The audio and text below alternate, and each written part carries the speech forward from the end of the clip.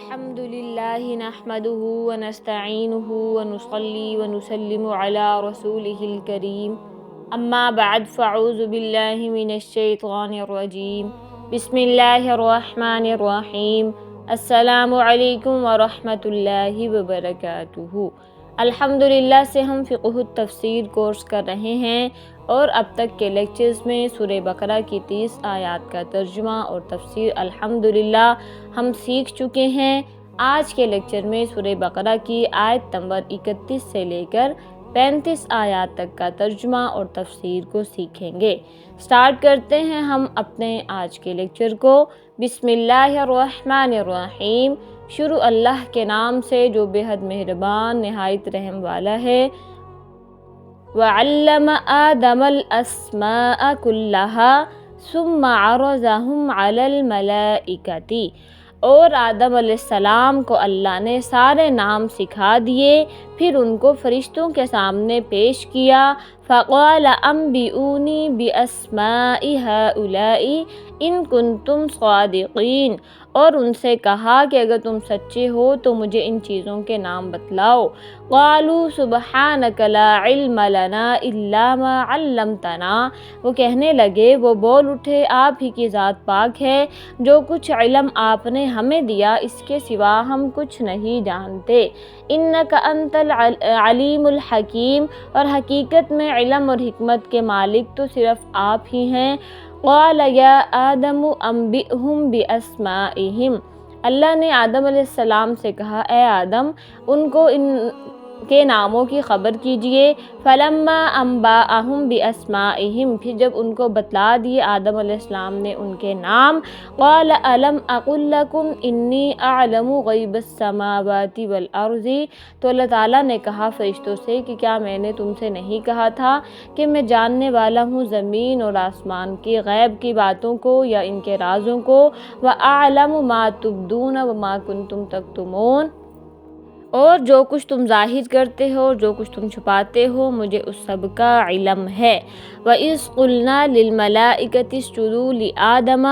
فَسَجَدُوا إِلَّا إِبْلِيسَ أَبَىٰ وَاسْتَكْبَرَ وَكَانَ مِنَ الْكَافِرِينَ، اور اس وقت کا تذکرہ سنو جب ہم نے فرشتوں سے کہا کہ آدم کو سجدہ کرو، چنانچہ سب نے سجدہ کیا سوائے ابلیس کے کہ اس نے انکار کیا اور متکبرانہ رویہ اختیار کیا اور کافروں میں شامل ہو گیا۔ وَقُلْنَا يَا آدَمُ اسْكُنْ أَنْتَ وَزَوْجُكَ الْجَنَّةَ وَكُلَا مِنْهَا رَغَدًا حَيْثُ شِئْتُمَا وَلَا تَقْرَبَا هَٰذِهِ الشَّجَرَةَ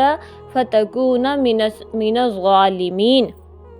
اور ہم نے کہا آدم تم اور تمہاری بیوی جنت میں رہو اور اس میں جہاں سے چاہو جی بھر کے کھاؤ، مگر اس درخت کے پاس مت جانا ورنہ تم ظالموں میں شمار ہوگے۔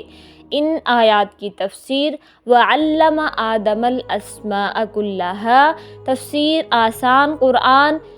ناموں سے مراد کائنات میں پائی جانے والی چیزوں کے نام اور ان کی خاصیتیں اور انسان کو پیش آنے والی مختلف کیفیات کا علم ہے، مثلاً بھوک، پیاس، صحت اور بیماری وغیرہ۔ اگرچہ آدم علیہ السلام کو ان چیزوں کی تعلیم دیتے وقت فرشتے بھی موجود تھے، لیکن چونکہ ان کی فطرت میں ان چیزوں کی پوری سمجھ نہیں تھی، اس لیے جب ان کا امتحان لیا گیا تو وہ جواب نہیں دے سکے، اور اسی طرح اللہ تعالیٰ نے عملی طور پر انہیں باور کرا دیا کہ جو کام اس نئی مخلوق سے لینا مقصود ہے فرشتے وہ انجام نہیں دے سکتے۔ قَالُوا سُبْحَانَكَ لَا عِلْمَ لَنَا إِلَّا مَا عَلَّمْتَنَا، تفسیر آسان قرآن بظاہر ان الفاظ سے یہ معلوم ہوتا ہے کہ یہ نام صرف حضرت آدم علیہ السلام کو سکھائے گئے تھے اور فرشتے اس تعلیم میں شریک نہیں تھے۔ اس صورت میں ان سے ناموں کے بارے میں پوچھنا یہ بتانے کے لیے تھا کہ تم میں وہ صلاحیت نہیں رکھی گئی جو آدم کی تخلیق سے مقصود ہے۔ دوسرا احتمال یہ بھی ہے کہ آدم علیہ السلام کو سکھاتے وقت فرشتے موجود تھے، لیکن چونکہ ان میں ان باتوں کو سمجھنے یا یاد رکھنے کی صلاحیت نہیں تھی، اس لیے وہ امتحان کے وقت جواب نہ دے سکے۔ اس صورتحال میں ان کے جواب کا حاصل یہ ہوگا کہ ہمیں وہی علم حاصل ہو سکتا ہے جو آپ نے ہمیں دیا یا جو آپ ہمیں دینا چاہیں، اور اس کی صلاحیت ہمارے اندر پیدا کر دیں۔ تفسیر عثمانی خلاصہ یہ ہے کہ اللہ تعالیٰ نے حضرت آدم کو ہر ایک چیز کا نام اس کی حقیقت اور خاصیت کے ساتھ، نفع اور نقصان کے ساتھ تعلیم فرمایا، اور یہ علم ان کے دل میں بلا واسطہ کلام القاء کر دیا، کیونکہ بدون اس کمال علمی کے خلافت اور دنیا پر حکومت کیسے ممکن ہے۔ اس کے بعد فرشتوں کو اس حکمت پر مطلع کرنے کی وجہ سے ملائکہ سے امور مذکورہ کا سوال کیا گیا کہ اگر تم اپنے اس بات میں کہ تم کار خلافت انجام دے سکتے ہو سچے ہو تو ان چیزوں کے نام اور احوال بتا دو، لیکن انہوں نے اپنا عجز اور قصور کا اقرار کیا اور سمجھ گئے کہ بغیر اس علم عام کے کوئی کار خلافت زمین میں نہیں کر سکتا، اور اس علم عام سے قدر قلیل ہم کو اگر حاصل ہوا بھی تو اتنی بات سے ہم قابل خلافت نہیں ہو سکتے۔ یہ سمجھ کر کہہ اٹھے کہ تیرے علم و حکمت کو کوئی نہیں پہنچ سکتا۔ اس کے بعد پھر نیکسٹ اگلی آیت، قال یا آدم انبئہم باسمائہم۔ تفسیر عثمانی اس کے بعد حضرت آدم علیہ السلام سے جو تمام اشیاء عالم کی نسبت سوال ہوا تو فر سب امور فرشتوں کو بتا دیے، وہ بھی سب دھنگ رہ گئے اور حضرت آدم علیہ السلام کے احاطے علمی پر عش کر گئے۔ تو اللہ نے فرشتوں سے کہو میں نہ کہتا تھا کہ ہم جملہ مخفی امور زمین و آسمان کے جاننے والے ہیں، تمہارے دلوں میں جو باتیں چھپی ہیں وہ بھی ہم سب کو معلوم ہیں۔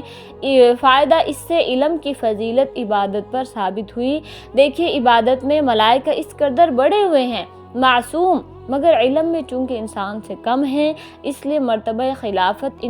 انسان ہی کو عطا ہوا، اور ملائکہ نے بھی اس کو تسلیم کر لیا، اور ہونا بھی یوں ہی چاہیے، کیونکہ عبادت تو خاص مخلوق ہے، خدا کی صفت نہیں۔ البتہ علم خدا تعالیٰ کی صفت اعلیٰ ہے، اس لیے قابل خلافت یہی ہوئے، کیونکہ ہر خلیفہ میں اپنے مستخلف عنہ کا کمال ہونا ضروری ہے، یعنی جو جس کو خلیفہ بنا رہا ہے تو اس کے اندر جو سے بنا رہا ہے اس کو کوئی نہ کوئی صفت اور کمال ہونا ضروری ہے۔ اس کے بعد پھر نیکسٹ اگلی آیت ہے، وَإِذْ قَالَ لِلْمَلَائِكَةِ اسْجُدُوا لِآدَمَ۔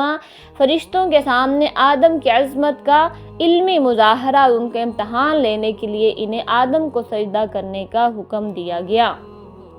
یہ سجدہ عبادت کا نہیں تعظیم کا تھا، جو بعض پچھلی شریعتوں میں جائز تھا، بعد میں تعظیم کے لیے بھی اللہ کے علاوہ کسی اور کو سجدہ کرنے کی سختی سے ممانعت کر دی گئی، تاکہ شرک کا کوئی شائبہ بھی پیدا نہ ہو۔ یہ سجدہ کروانا اس بات کا بھی مظاہرہ تھا کہ فرشتوں کو اس بات کی تلقین کی جاتی اس بات کی تلقین کی جا رہی ہے کہ کائنات میں جو چیزیں ان کے اختیار میں دی گئی ہیں وہ انسان کے لیے مسخر کر دی جائیں، تاکہ یہ دیکھا جائے کہ وہ ان کو صحیح استعمال کرتا ہے یا غلط۔ اگرچہ براہ راست سجدے کا حکم فرشتوں کو دیا گیا تھا، مگر اس میں تمام جاندار مخلوقات بھی شامل تھی، لہٰذا ابلیس جو جنات میں سے تھا اس پر بھی اس حکم کی تعمیل لازم تھی۔ لیکن جیسا کہ خود قرآن نے دوسری جگہ بیان فرمایا ہے کہ وہ اللہ تعالیٰ سے کہنے لگا کہ مجھے تو آپ نے آگ سے پیدا کیا اور آدم کو مٹی سے، اس لیے میں افضل ہوں، میں اسے کیوں سجدہ کروں؟ سورہ اعراف میں ہے یہ واقعہ۔ اس واقعے سے دو سبق ملتے ہیں، ایک تو یہ اپنے آپ کو بذات خود دوسروں سے بڑا سمجھنا، اپنی بڑائی بھگارنا کتنا بڑا گناہ ہے، اور دوسرا سبق یہ ہے کہ جب اللہ تعالیٰ کی طرف سے کوئی واضح حکم آ جائے تو بندے کا کام یہ ہے کہ اس حکم کو دل و جان سے بجا لائے، چاہے اس کی حکمت اور فائدہ سمجھ میں آئے یا نہ آئے۔ تفسیر عثمانی، جب حضرت آدم علیہ السلام کا خلیفہ ہونا مسلم ہو چکا تو فرشتوں کو اور ان کے ساتھ جنات کو حکم ہوا کہ حضرت آدم علیہ السلام کی طرف سجدہ کریں اور ان کو قبلہ سجود بنائے، جیسا کہ سلاطین، بادشاہ وغیرہ اپنے اول ولی عہد مقرر کرتے تھے، پھر ارکان دولت کو نذرانہ پیش کرنے کا حکم کرتے تھے تاکہ کسی کو سرتابی کی گنجائش نہ رہے۔ چنانچہ سب نے سجدہ مذکور ادا کیا سوائے ابلیس کے کہ اصل سے جنات میں سے تھا اور ملائکہ کے ساتھ کمال اختلاط رکھتا تھا، اور سبب اس سرکشی کا یہ ہوا کہ جنات چند ہزار سال سے زمین میں متصرف تھے اور آسمان پر بھی جاتے تھے۔ جب ان کا فساد اور خون ریزی بڑھی تو ملائکہ نے بحکم الہی بعض کو قتل کیا اور بعض کو جنگل، پہاڑ اور جزائر میں منتشر کر دیا۔ ابلیس ان میں بڑا عالم اور عابد تھا۔ اس نے جنات کے فساد سے اپنی بیلوسی ظاہر کی، فرشتوں کی سفارش سے یہ بچ گیا اور ان میں ہی رہنے لگا، اور اس لالچ میں کہ تمام جنات کی جگہ اب صرف میں زمین میں متصرف بنایا جاؤں، عبادت میں بہت کوشش کرتا رہا اور خلافت ارض کا خیال پکاتا رہا۔ جب حکم الہی حضرت آدم کی نسبت خلافت کا ظاہر ہوا تو ابلیس مایوس ہوا اور ریاضت جو ہے وہ رائیگاں جانے پر جوش حسد میں سب کچھ گیا اور ملعون ہوا، یعنی جوش اور حسد میں سب کچھ کہہ دیا، اپنا آپ ظاہر کر دیا تو اس پر لعنت کی گئی، یعنی علم الہی میں پہلے ہی کافر تھا، اگرچہ دوسروں کو اب ظاہر ہوا کہ یہ اب کافر ہو گیا اس وجہ سے کہ حکم الہی کا بوجہ تکبر انکار کیا اور حکم الہی کو خلاف حکمت اور مصلحت اور موجب عار سمجھا، یہ نہیں کہ فقط سجدہ ہی نہیں کیا۔ اس کے بعد پھر لاسٹ آیت جو آج کے ہمارے لیکچر کی ہے، وَقُلْنَا يَا آدَمُ اسْكُنْ أَنْتَ وَزَوْجُكَ الْجَنَّةَ۔ تفسیر آسان قرآن یہ کون سا درخت تھا، قرآن کریم نے اس کی وضاحت نہیں فرمائی، نہ اس کے جاننے کی ضرورت ہے، اتنا جان لینا کافی ہے کہ جنت کے درختوں میں ایک درخت ایسا تھا جس کا پھل کھانے سے انہیں روک دیا گیا تھا۔ بعض روایات میں ہے کہ یہ گندم کا درخت تھا اور بعض میں انگور کا ذکر ہے، مگر کوئی روایت ایسی نہیں جس پر بھروسہ کیا جا سکے۔ مشہور زیادہ تر یہی ہے کہ وہ گندم کا درخت تھا، یا بقول بعض حضرات کے انگور یا انجیر یا ترنج وغیرہ کا، واللہ اعلم۔ اس کے ساتھ ہی ہم اپنے آج کے لیکچر کو کمپلیٹ کریں گے اور میں آپ سب سے اجازت چاہتے ہوئے آج کا لیکچر ختم کروں گی۔ وآخر دعوانا ان الحمد للہ رب العالمین۔